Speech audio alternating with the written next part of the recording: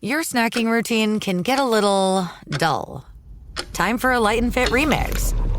Like a crunchy storm of graham cookies, caramel pearls, and dark chocolate, showering down into a smooth, creamy yogurt. Enjoy 3 light and fit remix varieties with craveable flavors and up to 120 calories and 10 grams of protein per 4.5-ounce serving. See remixyogurt.com. This episode is brought to you by Progressive Insurance. Fiscally responsible, financial geniuses, monetary magicians. These are things people say about drivers who switch their car insurance to Progressive and save hundreds. Visit progressive.com to see if you could save. Progressive Casualty Insurance Company and Affiliates.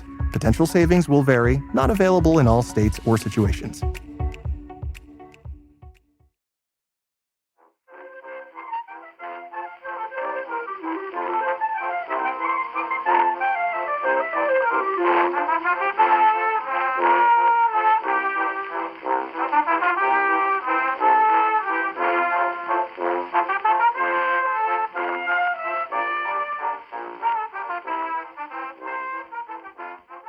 Hello and welcome to Backlisted, the podcast that gives new life to old books.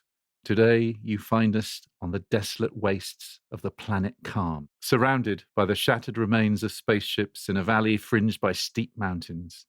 We're making our way to a grim building at the valley's end as a storm rages overhead and our path is illuminated by flashes of lightning.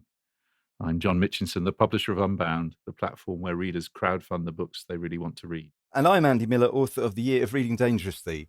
And joining us today are 2 doctors, Dr. Una McCormack and Dr. Matthew Sweet. Yay! Matthew Sweet is a writer, broadcaster, cultural historian and presenter of the BBC radio programmes Sound of Cinema, Free Thinking and The Philosopher's Arms. He has judged the Costa Book Award, edited Wilkie Collins's The Woman in White for Penguin Classics, and was series consultant on the Showtime Sky Atlantic series Penny Dreadful.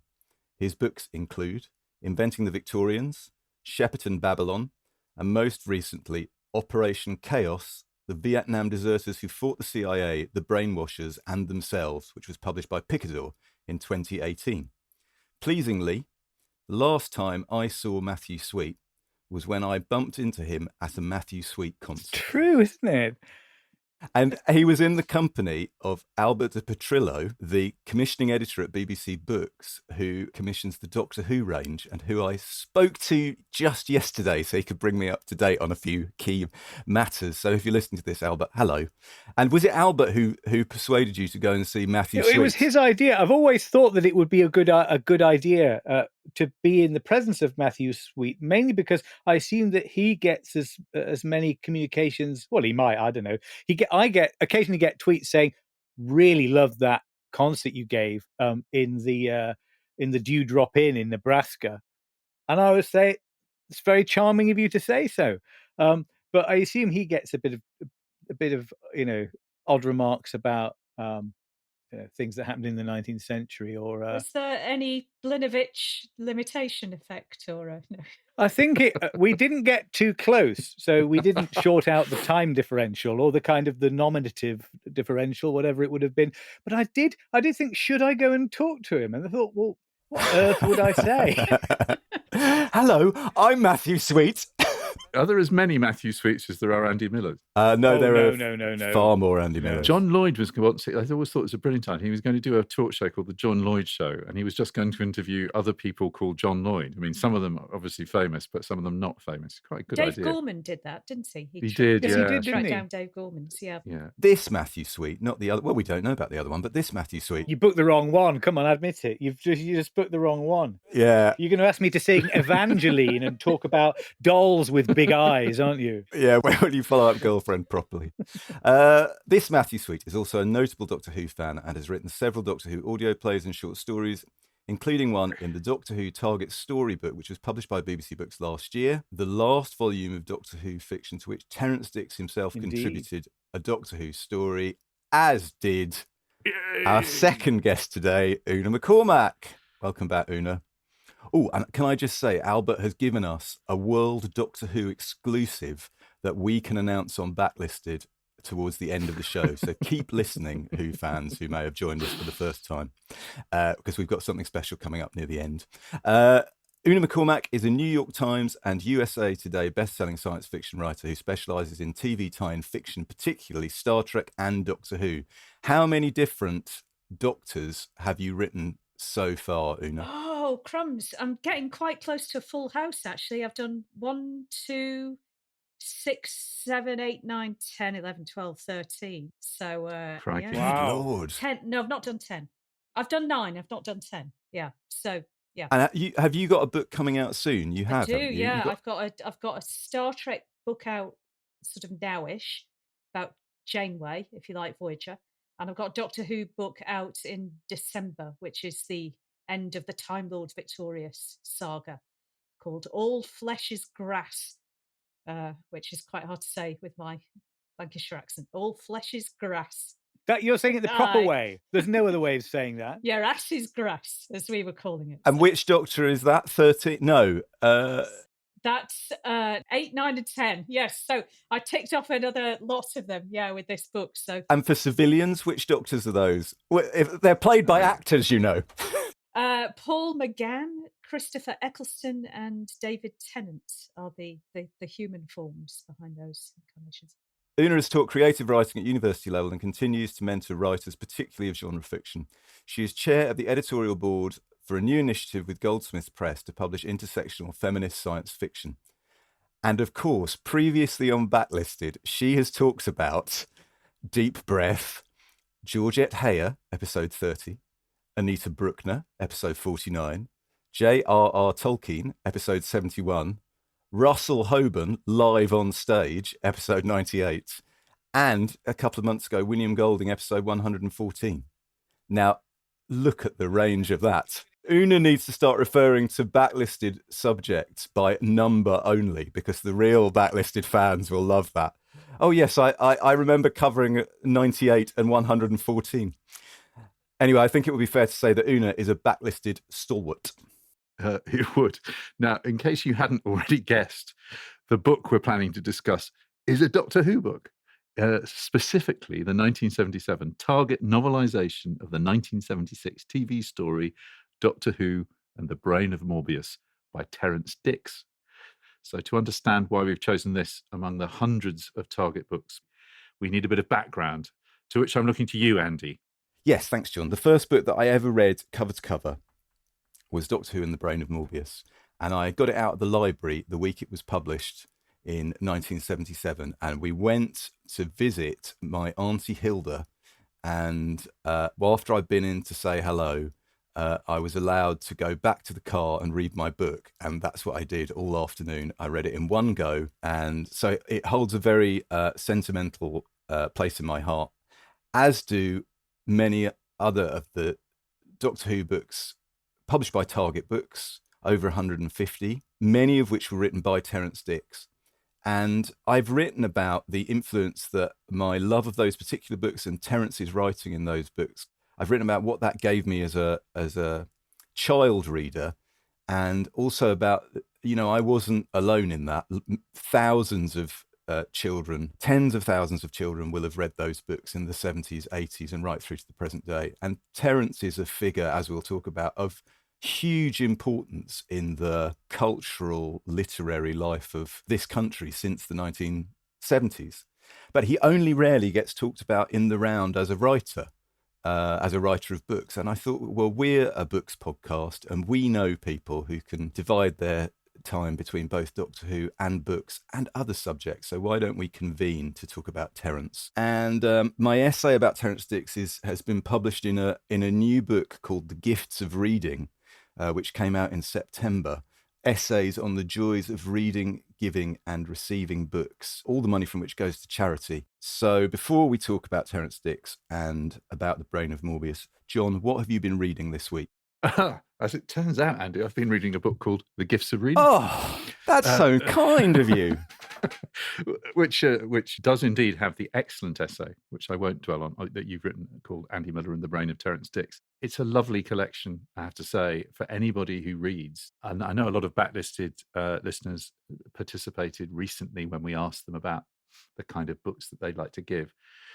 You've basically got a lot of authors attacking that question, but also looking at the idea of the gift in that sort of Lewis Hyde way, the anthropologist way, of the gift economy. There's something wonderful about giving a person a story. I think it's old. I think it was Bertrand, maybe Bernard Shaw, who said, if I give you a story and you give, we each give other stories, we both end up with two stories. It's not like giving somebody an apple. And that's sort of the way the book proceeds. I think the book was inspired by Robert Macfarlane's essay, The Gifts of Reading, where he wrote beautifully about being inspired by a friend of his who he was teaching with in China. And then he got given the gift of Patrick Leigh Fermor's The Time of Gifts, about his amazing walk through Europe. So it starts with a beautiful Macfarlane essay, and then you work through writers from all over the world. Candice Carty-Williams writing a really lovely essay, in a way that the nice thing about the book is it goes from writers writing about the books that turned them on to reading. She does that beautifully.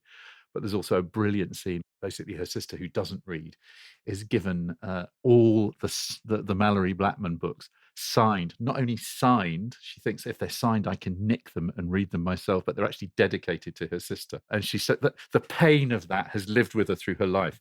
So you've got that. You've got a wonderful essay by Roddy Doyle on discovering Jeff Dyer's book, Broadsword, Calling Broadsword, which I've read, is a lovely small book. And he talks about how that he gives that book to lots of people in his life, particularly people he thinks don't read because they do watch movies. So there's a lot of that, I suppose, in the way that you do in your essay in there, Andy, about it's not just about reading. There's a lot about reading. There's a lovely essay by Jackie Morris about the importance of libraries. There's a wonderful, there's a marvellous bit of Michael Ondaatje on Toni Morrison.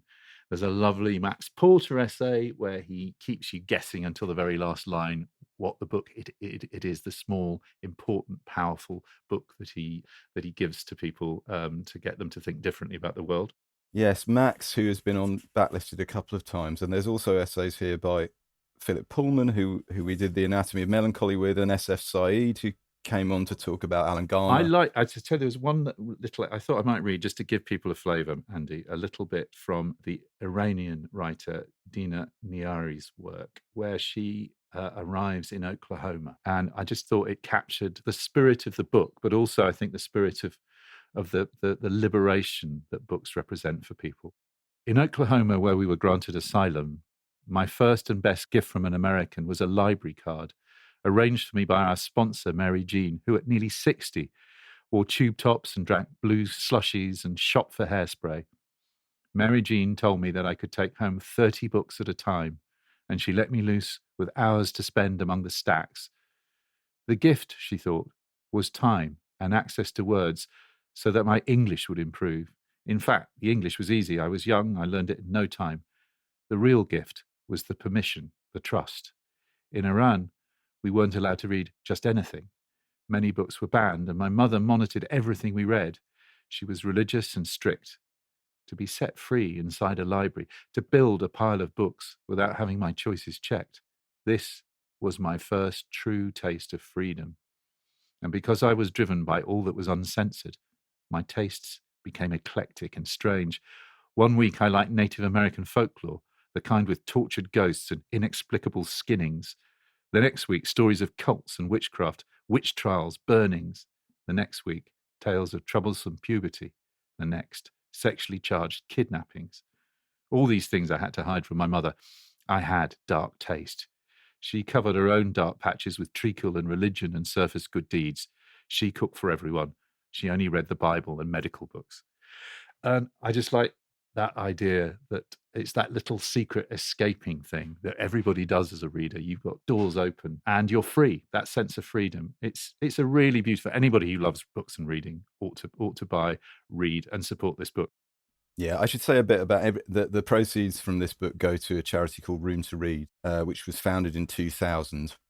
It's a non-profit organisation which has transformed the lives of millions of children in low-income countries, mostly in Asia and Africa, focusing on literacy and gender equality in education. And it's become an influential leader in the field of local language, the children's local language book development. So they've published more than 1,000 titles in 40 languages around the world. And they think they've reached 20 million children across Bangladesh, Cambodia, Grenada, Honduras, India, Indonesia, Jordan, Myanmar, Sri Lanka, Vietnam, Zambia, and more.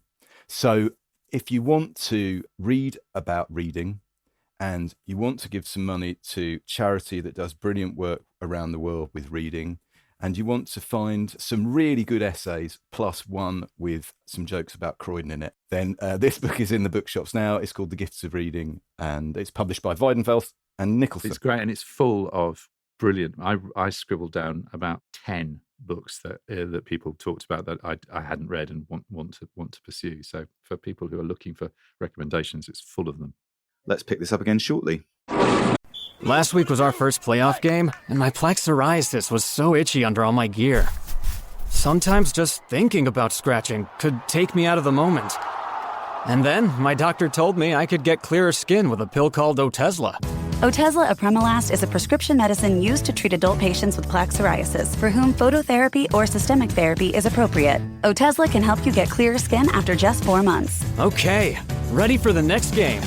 Talking to my doctor about a pill was a total game changer. Don't use Otezla if you're allergic to it. Get medical help right away if you have trouble breathing or swallowing, swelling of the face, lips, tongue, throat, or arms. Severe diarrhea, nausea or vomiting, depression, suicidal thoughts, or weight loss can happen. Tell your doctor if any of these occur and if you have a history of depression or suicidal thoughts. Live in the moment. Ask your doctor about Otezla. Call 1-8444-OTEZLA or visit Otezla.com for prescribing info about cost, and more.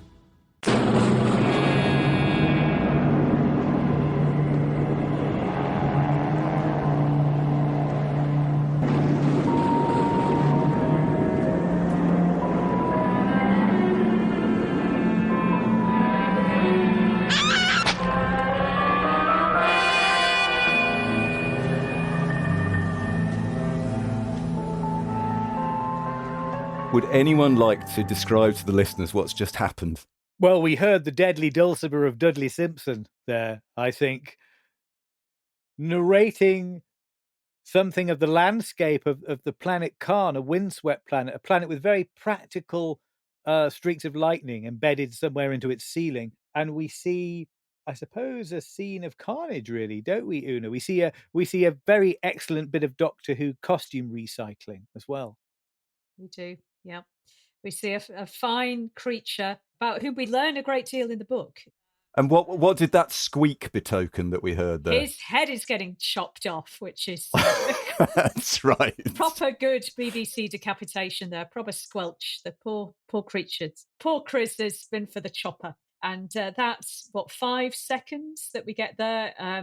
Terrance, in a manner known to many of us on a tight deadline with a high word count, spins 3 pages of incredible prose. I think in a bit you're gonna read us something of that, aren't you? Yes, I certainly am.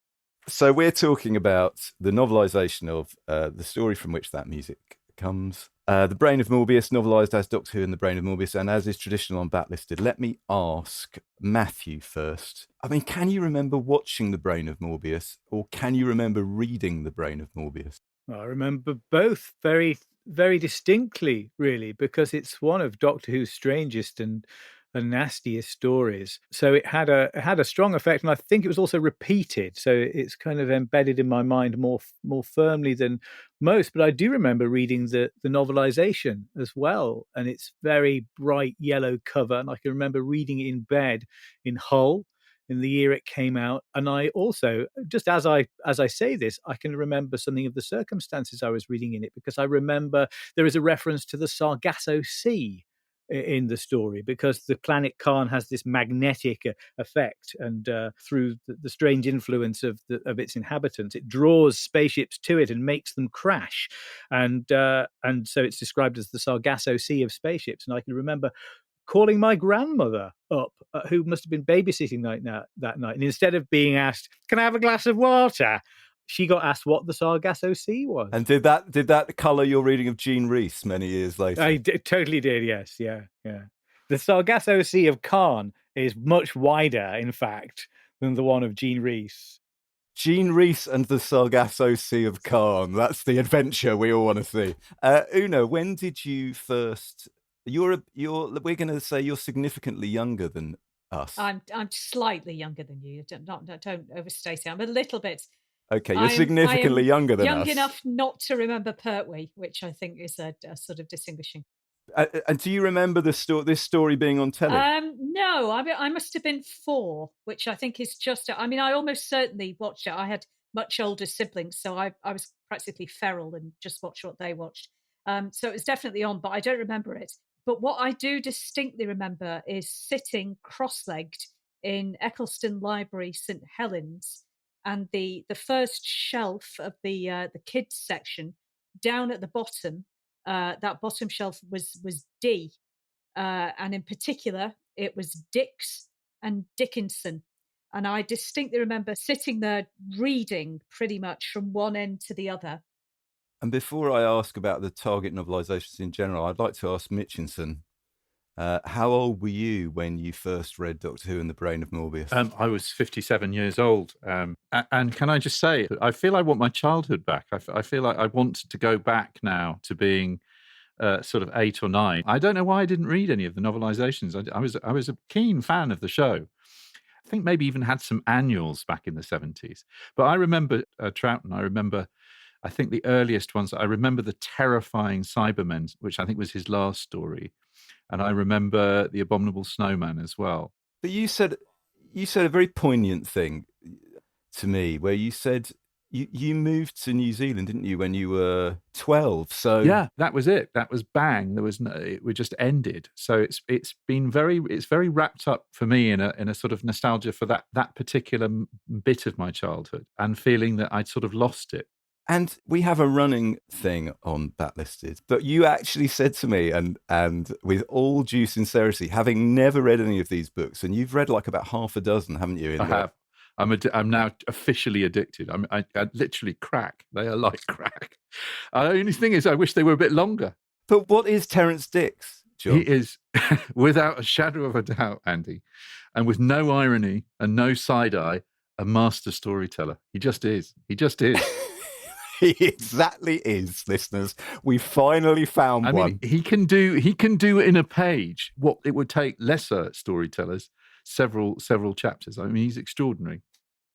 Okay, so before we're going to talk in a minute about what the Target books represented for children in the 70s and for Doctor Who fans since then. But I thought we ought to hear a bit of the storytelling mastery we've just been talking about. So this is an excerpt from the opening chapter of Doctor Who and the Brain of Morbius, and we've got a special guest here to read it for us. The Changing Face of Doctor Who.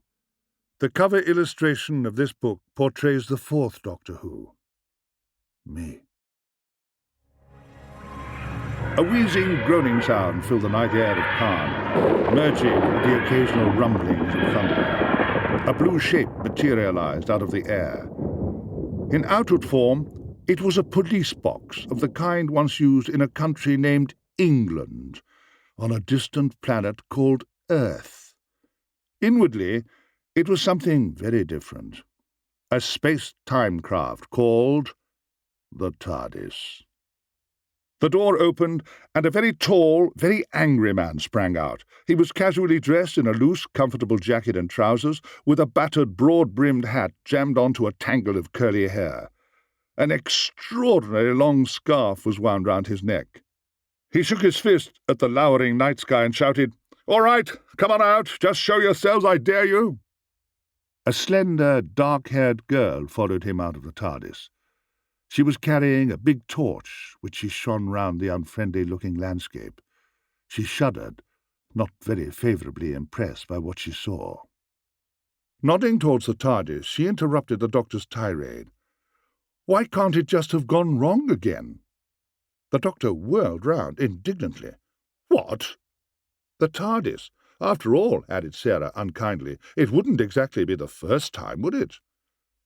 Miracle of technology though it was, the TARDIS did have an undeniable tendency to be erratic. Take its present shape, for example. The TARDIS was supposed to change its appearance to blend in with the surroundings. In a forest, it should look like a tree. Here, it should have taken on the appearance of one of the surrounding rocks. Unfortunately, this chameleon mechanism had long ago jammed, and the TARDIS now arrived on alien worlds in the constant guise of a London police box. This was only a minor inconvenience. More serious were the undoubted faults in the TARDIS's guidance circuitry. Although it could travel in space and time, the TARDIS had an awkward habit of delivering its passengers to the wrong planet, or the wrong century. God, that's marvellous. We should just give over the rest of this hour to that, really. But anyway, chameleon is now canon. Well, it is, isn't it? Tom's commitment to pronouncing it that way goes back decades, because in one of Terrance's scripts, The Horror of Fang Rock, he says it exactly that way, to the bafflement of everybody but him, I think. So Terrance died in 2019. And I saw you tweeting about it, and very poignantly, and you were saying, these books meant so much to me when I was growing up, and I've carried them everywhere with me, and I hope I never, lose them. They're a big part of me. Could you sum up for people why those books are so important to, let's say, to Doctor Who fans in the first instance? Well, I think to Doctor Who fans, they were important because they were Doctor Who for most of the time. You saw these stories on television, and of course, if you were late home, you missed them, and that was that. And they could seem, I think, sometimes like half-remembered dreams, the actual experience of watching them on television. But the novelization materialized them, and it made it possible to re-enter those dreams through the wonderful transparent constructions of Terrance's prose. And I can remember they were very, very important to me. And for a long time, I think probably for stretches, I might have gone, I don't know, like 6 months or more or a year, really, without reading anything other than the words of Terrance Dicks as a child. And I can remember an exercise at school, which I suppose we must have been, I don't know, I've been 7 or 8, I think. And the teacher, Mr. Waterworth, a man whose name still poisons my mouth as I say it, who was probably only in his 30s, and who was a terrible bully, and who I'm now going to tell you pulled a chair out from under me because I couldn't say my 3 times table. And it's an event that marks me in a way that his other reaction to me marked me. And that was when we were asked what our favourite authors were. I said Terrance Dicks, and he wouldn't write it down on the form because he said it wasn't a proper book. And where are you now, Mr. Waterworth? Well, if he and his lawyers are listening, I've sat outside his house. Yes, exactly, Waterworth. Yes, but the thing Waterworth.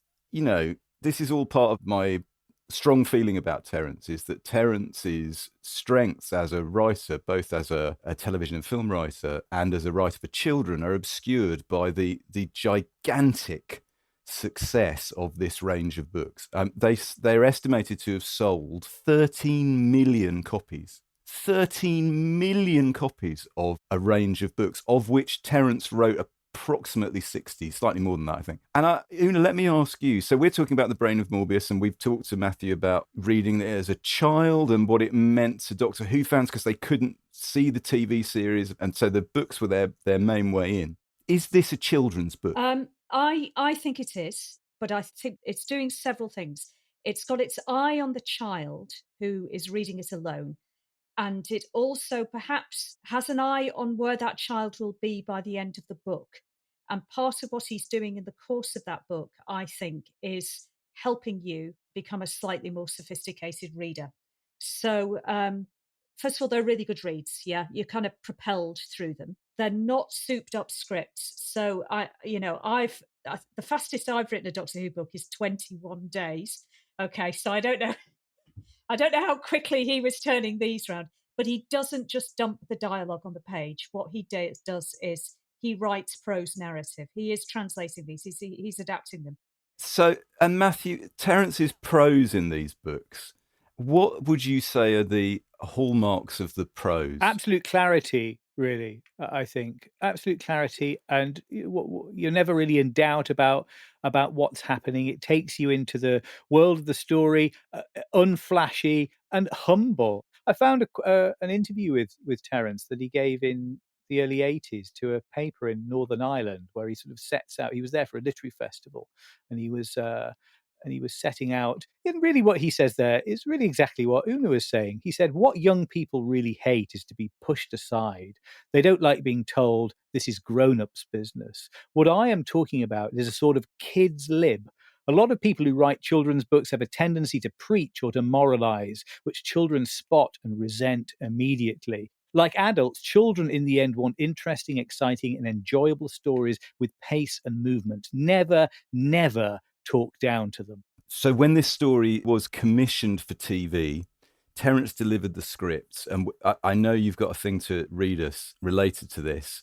And then the scripts are rewritten by the script editor of Doctor Who at that time, whose name was Robert Holmes, amidst some disagreements, which we'll talk about. And then Terrance is given the task of novelising his own deeply dramatically altered script. So here's a clip from 2009. First of all, we're going to hear the Doctor Who writer Gareth Roberts talking about the novelisation of The Brain of Morbius, and then Terrance saying what he was trying to achieve. With the novelisation of The Brain of Morbius, Terrance had written the original script, then Robert Holmes took it away and rewrote it, and it went out under a pseudonym. Terrance presumably could have taken the opportunity to change it back or fiddle around with it again, but he didn't. I think this probably goes back again to the circumstance that in the 70s, we didn't have videos, so Terrance wanted to give a faithful recreation of what had been on TV. When I came to novelise it, I had no temptation at all to go back and novelise my original scripts, or the script the way it had been. I was novelising The Brain of Morbius that the viewer had seen on the screen, and that's what I gave them. Una, I think you've got, haven't you, Terrance's little note to Bob Holmes? I do, yes, in the wonderful biography of Richard Millsworth's biography of Robert Holmes. So I think it's nice to read this cold and not know any context about it. So this is his letter, Terrance's letter back to Bob. Thank you for the scripts, which I've now read through. Needless to say, you've done a grand job in the time available. However, I can't help feeling that the removal of the robot, the central pivot of the story, has left a more conventional story with the plot sometimes a bit thin on the ground, and you've moved a bit further towards horror than I'd care to myself. All that's debatable. What isn't debatable is that these scripts don't contain a line of my dialogue and just aren't written by me. So I'll have to ask you to take my name off them, if only to avoid breaking the Trades Description Act. Hope this doesn't add to your problems too much. I'll leave it to you to devise some bland pseudonym. Well, yes, Robert Holmes having a sense of humour and the relationship between these two men being very deep, I think. He put it out under a bland pseudonym, literally. The episode went out written by Robin Bland, a robbed plot and bland, according to the man who originally, well, no, it's not the story that was bland at all, but it's a kind of self-effacement. And I think this is a really important aspect of Terrance Dicks's writing and his personality too, the humility of it, the humility of not choosing to restore anything to a story that was rewritten in a way that that's a nice diplomatic letter. He was horrified actually when he discovered it had been taken out of his hands because he was on holiday and he wasn't around for the rewrites, and he thought he delivered it and it would all be fine, and it wasn't. So I think you see that here the generosity of the man there too, and the humour of the relationship between him and Robert Holmes. And if one talked to Terrance, we've seen him interviewed. He was interviewed a lot towards the end of his life. What were the things that he prided himself on in relation to what you were just talking about? He would not see himself as an auteur, would he? That was not how he saw his strength. No, he didn't see himself as an ideas man either. He saw himself as a kind of craftsperson, really, I think. And that's absolutely what he was. And somebody who had fun and who wanted other people to have fun. He wanted stories to be exciting. In some ways, I think I don't know how deep this was. And I would have loved the opportunity to probe it a bit. I do the interviews for the Doctor Who Blu-ray box sets, and we had Terrance in our sights, and we're asking him for a proper sit-down interview where we could really actually go into the non-Doctor Who stuff as well, because I think one of the burdens of being a big contributor to Doctor Who is that you get asked about it all the time and nothing else. But I would have loved to have known more about his early life, which is rather sketchy. I've got some sort of theories and thoughts about it that I would have really wanted to put to him, and the culture that shaped him, both in his background and academically, that gave him those abilities, allowed that talent to come out. And he saw himself as somebody. I can remember seeing him interviewed and him saying, you know, when they come to write my epitaph, I'd like to say it's something like he fixed it. He always fixed it. Well, he did, and that's why he was there. Doctor Who was in a parlous state, script-wise, when he arrived. He was brought in as a fixer. Things were collapsing left, right, and centre. He came in and he made it work, and he overcame what seemed like unsurmountable problems. And actually, when he went away, it all happened again. Robert Holmes, who was his successor, he went to see him and found him in a state of total panic with half-written scripts all over the place. He actually was a brilliant man in a crisis. And Una, I know you, when we were talking about this, you were saying that you read some of Terrance's other books when you were a child as well. Yeah, I've only a very little. I read some of his science fiction. I read the Star Quest books, which remind me a little bit of the Frontier in Space stories. There's a sort of big galactic civilization, but the same hallmarks are kind of, absolutely a story that propels through, that you're immediately engaged and excited about. Children as the gateway character, which of course is a standard for children's literature. But yes, you're quite right. He likes to write about, if you look at his other series, I mean, we're talking about a writer who managed to produce approximately 220 books. Yep. And I think the hallmarks of his writing for me would be not just his Doctor Who, but this kind of publishing as well. They were on time, they were producible, but also, and not everyone hits this trifecta, particularly with Doctor Who, they're really rather good. So it's a kind of sweet spot that you could do good and late, and you could do bad and producible. But he does all three. I'm so interested in this idea too that in an age where there wasn't video, that this was how these stories lived in the imaginations of children. And one of the things, having watched the TV adaptation of the TV original and reading the book, just there's so much more in the book. You know that where Sarah Jane is blinded and walking through the landscape. I mean, it's a real sort of trek across the plain of Gorgoroth, like Tolkien like. Whereas it's obviously a bit shit on the TV with Liz Sladen just bumping into a few polystyrene rocks. And I think he knows what a child's imagination can do. That he can take writing to a child. You don't have to sort of lay it on his thick, because the child is gobbling this up and doing most of that work for him, I think. Matthew, 2 questions. How did and how does a Terrance Dicks novelisation differ from other novelisations in the range? You know, when you were a kid, did you know you were reading a Terrance Dicks one? And how do they differ when you read them now? You know, I think I appreciate them more now than I did then. Because Terrance did so many, I think we were apt to undervalue him rather. And so when there was a policy to get the authors of the original script in to novelize their works, even though this was work that was 20 years old at the time, this was greeted by me and I think most Doctor Who fans as being a real step in the right direction. But actually, a lot of those novels turned out to be kind of puddingy and slightly cranky and not really so readable as Terrance. So I think in a way I appreciate him more now, and I can remember sort of feeling a bit disappointed sometimes that they had gone to him rather than to their original authors. But now that's not a feeling I have. I think that it's just so clean the way that he writes. Doctor Who books, Doctor Who in general, and as part of that, Doctor Who books have played an enormous part in my career. I mean, I have in fact done a lot of other things in which nobody ever takes the slightest interest. You know, you never get interviewed about them. You never get. I mean, I worked for a long time. I script edited and later produced the classic serial. No, they never have any classic serial conventions, you know. Well, you can't do novelizations because they're books to start with, as it were. The big success and the one that always gets the fame and the glory and the autographs and the compliments, or of course the brickbats from time to time, they can be a touchy lot fans, is Doctor Who. So it has played an enormous part in my life.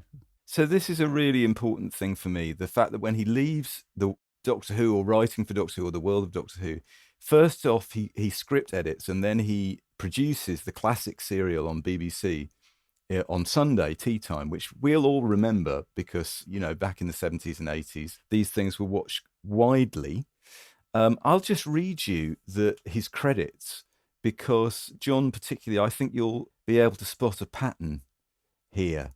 So he script edits the following adaptations. In 1981, Great Expectations, and then in 1982, Storky & Co., The Hound of the Baskervilles, starring Tom Baker as Sherlock Holmes, Beau Geste, Dombey and Son, Jane Eyre, Goodbye Mr. Chips, The Invisible Man, The Prisoner of Zenda, and The Pickwick Papers. And then when he takes over in production, he does Oliver Twist, Alice in Wonderland, David Copperfield, The Diary of Anne Frank, and Vanity Fair. And to me, that's totally fascinating. Here's somebody who has taken mass popular TV and novelized it for children. And now it's working in the other direction, where he's taking classic novels and he's adapting them and putting them out there for a family audience at tea time. This is his revenge on F.R. Leavis. Yes, this has just got to be, right? It's got to be, right?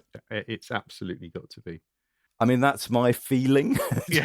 I can't prove it. But do you want to say about F.R. Leavis and about Terrance studying under him? Well, F.R. Leavis was the constructor of the great tradition. He's the canon man. He's the man who, together with his wife Queenie, got together and decided which English novels we ought to read and which we shouldn't really bother ourselves with. And for many years, Dickens was on that list. Although just as Terrance started working on Doctor Who, Leavis produced his kind of apologia where he admitted that Dickens should have been on that list. Those things coincide exactly. But Terrance was propelled into that world, thanks, I think, to a very enlightened education that he received at East Ham Grammar School, which had a good record of sending working class boys in that direction. And I think there's a real untold story about Terrance Dicks here, which I think I'd like to try and sketch out before we get into Cambridge and into Leavis's study. Terrance came from a very working class background. His parents were publicans. They ran the Fox and Hounds pub in Forest Gate. But I think in a way more important than that, and I would, research needs to be done on this. The influence of the literature of the Jewish East End on Terrance Dicks. I'm not sure whether Terrance's heritage was Jewish, but I've been done a bit of kind of who do you think you are on this. And I think it does the spelling of the surname does flicker between anglicized and Germanic versions as the century starts. His family are all working in the tailoring trade in the East End in the early 19th century. His father was in the obits, it said he was a tailor's salesman, but on the census, it actually says tailoress, interestingly. So he was a salesman with a female boss. But one bit of his output that's really fallen off the radar is his first ever broadcast work was a sitcom on the Light programme called Joey. And it's described as a comedy of East End cafe society. It's about a man called Joey Green who tries out various jobs, but he hangs around this cafe in the East End. Joey is played by Harry Fowler. The cafe proprietor is called Jaime Rosen, and he's played by Alfie Bass. This is kind of A-grade Jewish comic culture of the period. If Terrance didn't have that in his background in some quite profound way, even if it's just that he's sort of steeped in it all, it's a rather odd act of appropriation, I think. Surely this must be something that's really in the heart of him. And also, the boys who were being sent from East Ham Grammar School to Downing, well, his most illustrious predecessor was Wolf Mankiewicz, who was, a kind of icon of that literature, wrote A Kid for Two Farthings, and also strayed into a popular territory that Leavis would have deeply disapproved of. And then at the end of his career, when he's producer of the classic serials, who does he get in but Alexander Barron? Author of The Lowlife, featured on Backlisted. Who is the other kind of great novelist. So I think that if Terrance didn't have Jewish heritage himself, which is yet to be discovered as far as I know, the literature and the culture of that world, he existed in that as a child and as a teenager. In the East End, but the East End is still there throughout his career, absolutely. Well, it's certainly, yes, yeah. Mitch, why wouldn't Leavis have approved of something so improving as serializing these classic novels on television? He really hated the BBC, Leavis. I mean, Leavis is complicated, okay, because he's a towering figure in the academic study of English in the 20th century, and with his wife Queenie, and it's clear that in lots of ways he did a great deal to establish the seriousness. You know, he was kind of influenced heavily by T.S. Eliot, although they fell out in. He made Downing that one of the great kind of centres of English studies in Britain.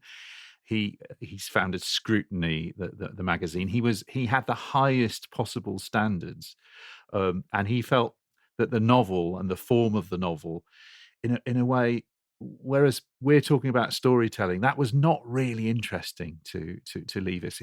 Leavis was, there are people who argue, and I probably agree, that his best writing is on poetry. He's better on poetry than I think he is on fiction, because there's a thing about fiction that's called the plot, that's called the story. And one of the reasons, the ones he loves, the writers he loves are Henry James, George Eliot, Conrad. I mean, Conrad is an interesting case. He, famously decried Dickens as a mere entertainer, and then sort of realised that later in life, he and Queenie came back and wrote a sort of book on Dickens, the novelist, which has got some brilliant writing. I mean, the thing about Leavis, he's very, very good on all kinds of things, but he was a really, really deeply unpleasant human being in lots of ways. Very, very vindictive. Grudges were kept for years and were acted on. So, of course, I mean, what Terrance seems to me to be, he's a bright grammar school boy. Feel a very strong connection, who grew up being as interested in science as you were in stories. And the idea that there was this thing called literature, which was sort of pure and untouched. And my tutor told me a great story about going. He said he was John Jones. He was, again, would have fallen. Wrote some very, very influential books in the 60s and then fell away. But he was also the football correspondent for The Observer, and he took Leavis to the pub. And he remembered that Leavis, while he was ordering a pint of bitter, Leavis had a glass of soda water and a plate of scrambled eggs, surrounded by men smoking and eating pork pies and drinking beer. And you have this Leavis with his white shirt and his kind of, Leavis hated the dilettante, but he kind of, he's a sort of monstrous figure, as Edith Sitwell called him, a tiresome, whining, pettifogging little pipsqueak, which is really unfair because he was also a great and important and sensitive critic. But Una, what was Cambridge like when Terrance from the East End, from the grammar school on the scholarship, arrived? Well, it's an interesting time. I sort of activated my networks, and a former colleague of mine, she's a Professor Emerita Anglo-Ruskin English, Nora Crook, and she's in Cambridge just a little bit later. But she sort of sent me this lovely sketch of what it must have been like. He probably went up in about 54, I think. It's probably when he must have gone up. So she says he sounds a working class scholarship boy, the kind of person who made Cambridge seem in my time, accent on seem, a meritocratic powerhouse. I don't think that the Tripos or Downing College would have fostered his love for science fiction, but perhaps national service would have done. He might have felt he'd come at a nothing time, too late for Wolf Mankiewicz, Tom Gunn and Ted Hughes, whose exploits he would have heard of, and too early for the spate of actors of the satire boom, or Trevor Nunn and Ian McKellen, probably just too early for the best Cambridge prank ever, putting an Austin 7 on the Senate House roof. But he would have been a contemporary of Jonathan Miller, who made waves at the Footlights in his first year in 1954, and who came up earlier than his fellow fringers.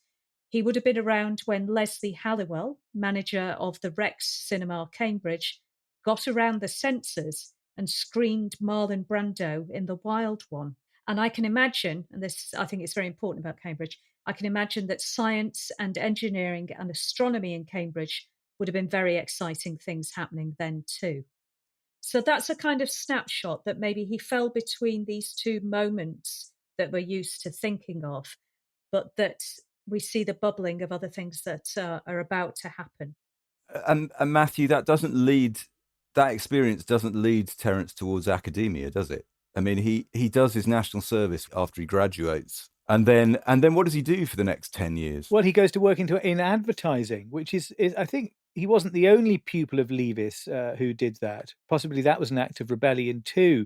But I think what's interesting in it is in a way how the influence of Cambridge seems to have been in many ways something to resist rather than offering a path to follow, because yes, we get the national service, we get that spell in advertising, and that's how he falls into the orbit of his mentor Malcolm Hulke, who is the person who kind of gets him into television writing, because that's what his job is. Also a former member of the Communist Party, Malcolm Hulke. What he and Terrance had in common politically, not much possibly, but certainly Hulke was such an important influence on Terrance in those days. So yes, I think in a way he may be kicking against those things. I mean, his great strength for me, and I this is the thing I write about in this piece in The Gifts of Reading, is that sense of him as what I call as a cultural democrat. You know, in my house, we didn't only read books. We listened to the radio and we watched telly and we went to the cinema, and it was all part of the same cultural stew. And that is a thing we try and do here on Backlisted. And I think that way of looking at how these things work comes to me from Terrance, actually. That, you know, clearly for lots of what we would call reluctant readers, Doctor Who books were their way into reading. Well, I wasn't a reluctant reader. I think the thing I got from Terrance, and I don't know how you, Una, and Matthew would feel about this as well, is that sense that it was all there for the taking. These things all mixed together. You know, the literariness of Doctor Who and putting the classic books on television. They all speak to that idea that we can draw on whatever we want to get our cultural experiences, and we don't have to use a very 21st century phrase, stay in our lane.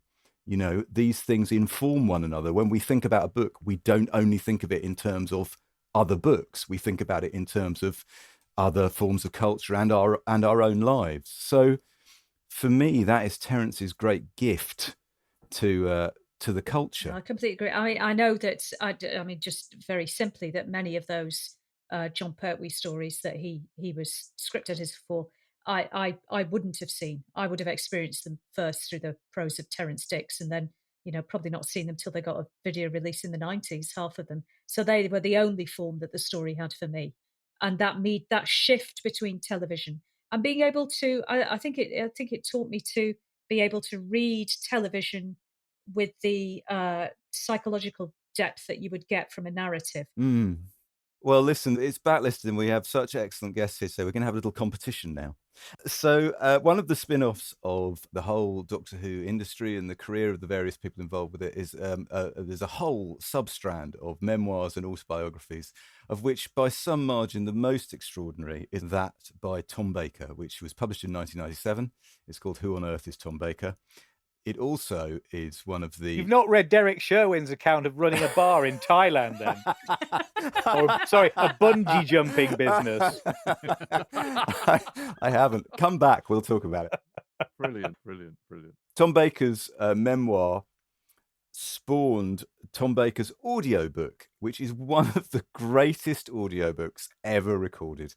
And it's not available in the shops. It never made it to CD. It's not available on Audible, but it is available on the internet, and we will put a link to it on our websites.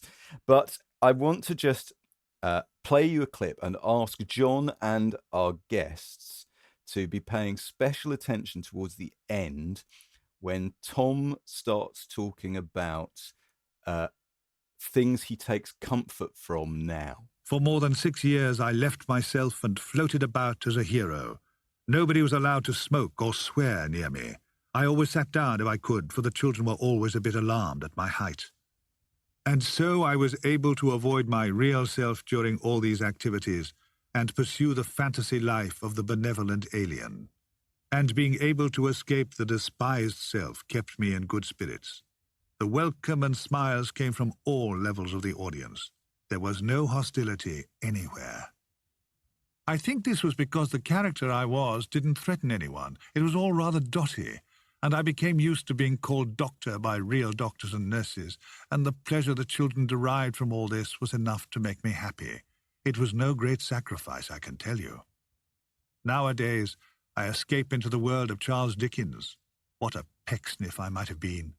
But any of the great hypocrites would do me. There is a serene quality in a fine hypocrite that I greatly admire. I don't think it's possible to be a frenzied hypocrite. That wouldn't do at all. There's nearly always a sublime self-assurance to a good hypocrite, don't you think? Hypocrites are not prone to self-doubt. I always imagine that great hypocrites have no interior life at all. What you see is what they are.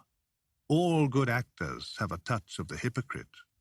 I think I was born to be a hypocrite, all exterior and hollow, but wanting to amuse. Hypocrites can be very generous too, so long as the world is watching. I'd like to specialize in them. Bounderby, Sapsy, Fosco and Chadband. Oh, and Turveydrop, that master of deportment. He'd be another good one. I'll get my agent onto it. Perhaps I could do a one-man show of hypocrites, and we'll call it Hypocrites, with Tom Baker. Let me tell you, I must say to listeners before I open the quiz, you could stick a pin anywhere in that audiobook reading and find an absolute masterful 30 seconds, minute, 2 minutes like we just heard. It's absolutely wonderful. Okay, so Tom Baker there listed literary hypocrites. And I'm going to hold one back for a very specific reason. But he seems to be drawing from Dickens, doesn't he? So, John, let's start with you. I'm going to name the hypocrite, and I want you to name the source material. Right. And remember, it's Dickens, okay? Pecksniff. Old Curiosity Shop. No. No, Martin Chuzzlewit. Sorry, Martin Chuzzlewit. That's right. Yes, okay. Cool. We'll go to Una for the next one. Bounderby. I've no idea. I've not read enough Dickens. I'm hopeless. That's Sydenham Sweet. Bounderby in David. Yes, Hard Times. Absolutely, yes, Hard John Times. and yes, no conferring. yes. Hard Times is the right answer. To Matthew, Chadband.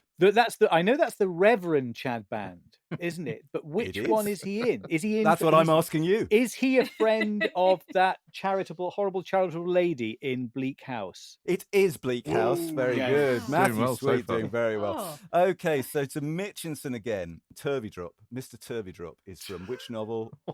All right, calm down, Matthew. Turveydrop. I can't. It's not Pickwick. I can't.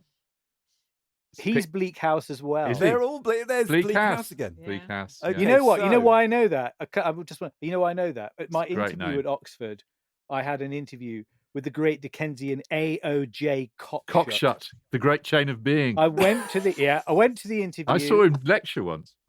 I was waiting for the interview, and he came out of the room and he nodded to me. It was incredibly cold. The heating wasn't on. In my memory, he was wearing a Russian hat, a kind of Russian hat indoors, but surely that can't be right.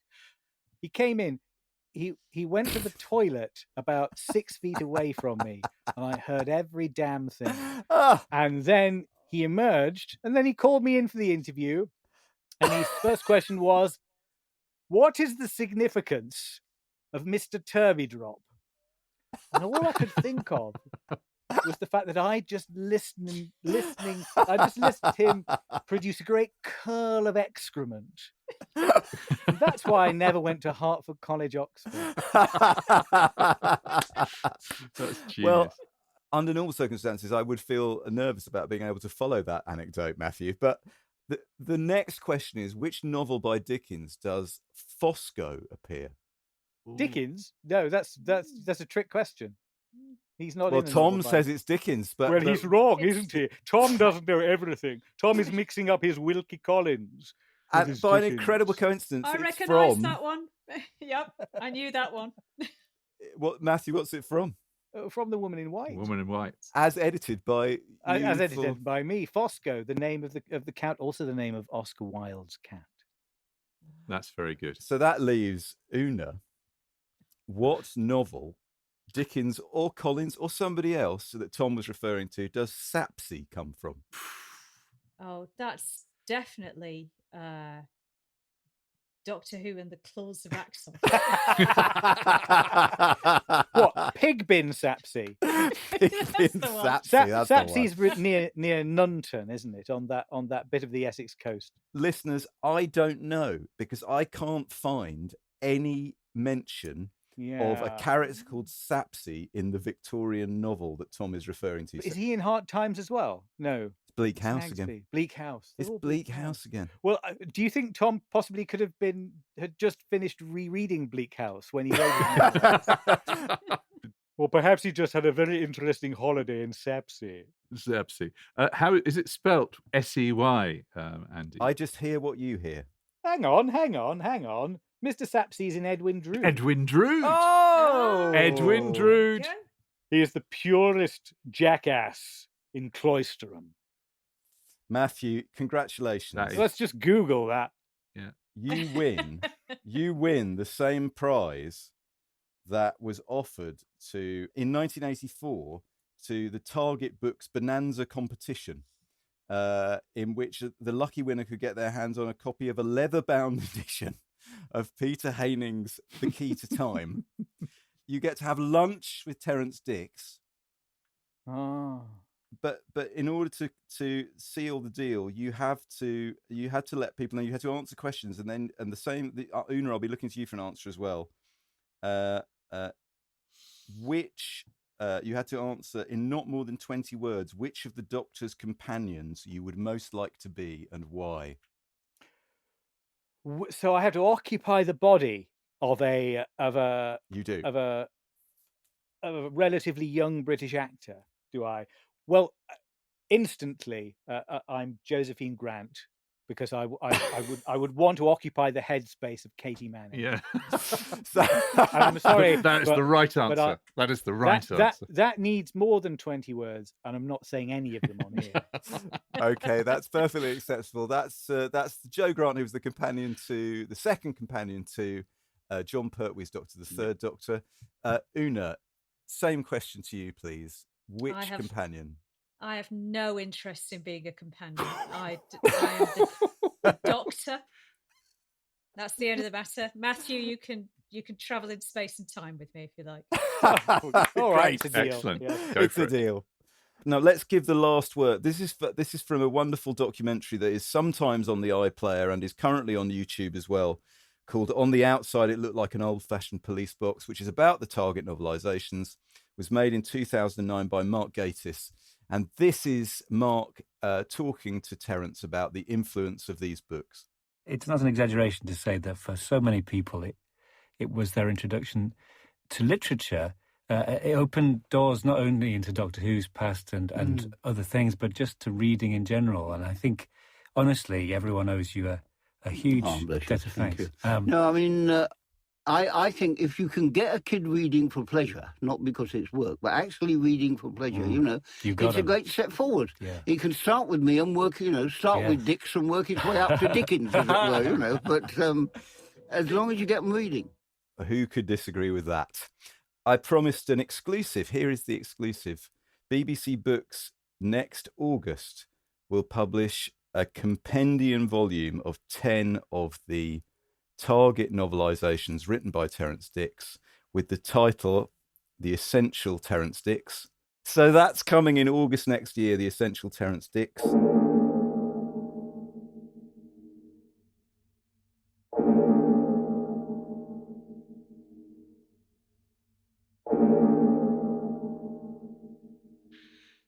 Alas, the tolling of the cloister bell tells us we must close the door of the TARDIS and be off on our next adventure.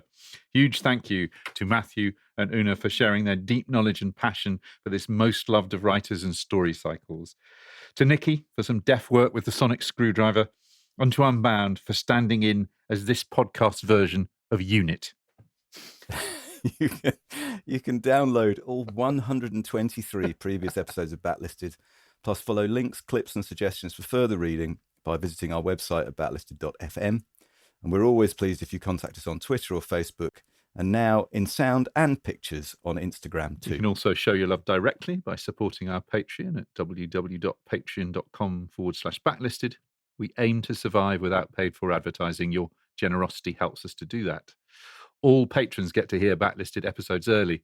And for half the price of the complete Doctor Who Series 12 DVD, Lot listeners get 2 extra Lot Listeds a month.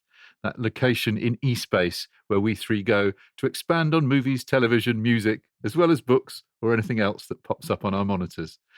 But the absolute pinnacle of support, our version of the Time Lord's High Council, are our master storytellers.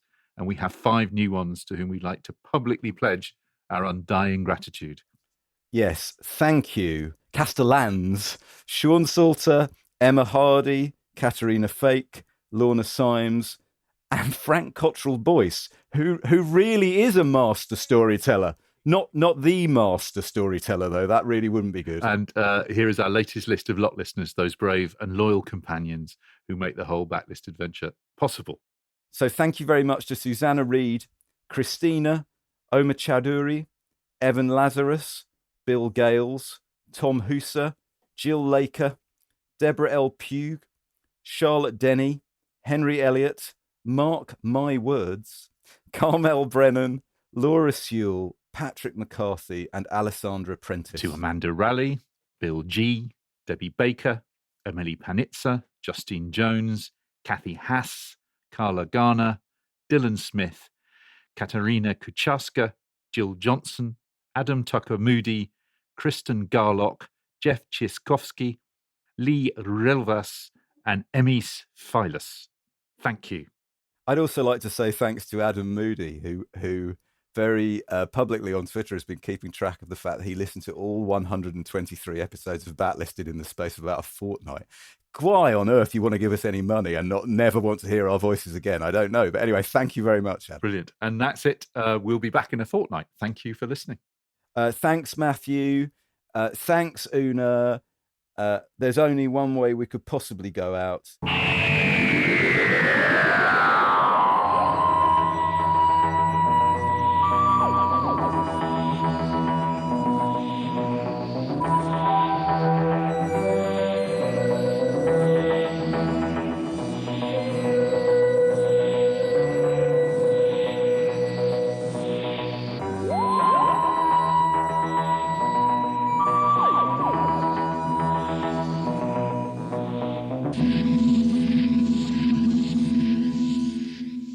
You can choose to listen to Backlisted with or without adverts. If you prefer to listen to it without adverts, you can join us on our Patreon at patreon.com/backlisted, where you also get bonus content of 2 episodes of Lot Listed, the podcast where we talk about the books and films and music that we've been listening to over the last couple of weeks.